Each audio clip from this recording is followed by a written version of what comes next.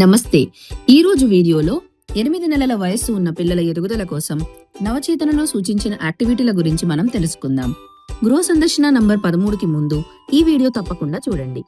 ఇంటికి వెళ్ళినప్పుడు ముందుగా 8 నెలల పిల్లల్లో వచ్చే ఎదుగుదల లక్షణాల గురించి తల్లిదండ్రులకు చెప్పండి.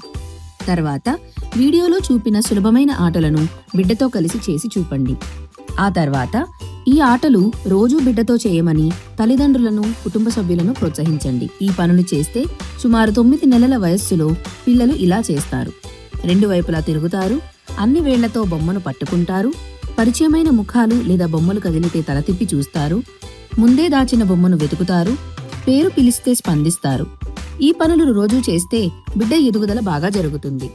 నవచేతన ప్రకారం బిడ్డ జీవితంలో 8వ నెలలో చేయాల్సిన పనులు ఇవి: శబ్దం వచ్చిన చోటును గుర్తించడం, గాజులు తిప్పి చూపించడం, కొత్త శబ్దాలను మళ్లీ మళ్లీ చేయించడం, బిడ్డతో అలంకారంగా మాట్లాడటం.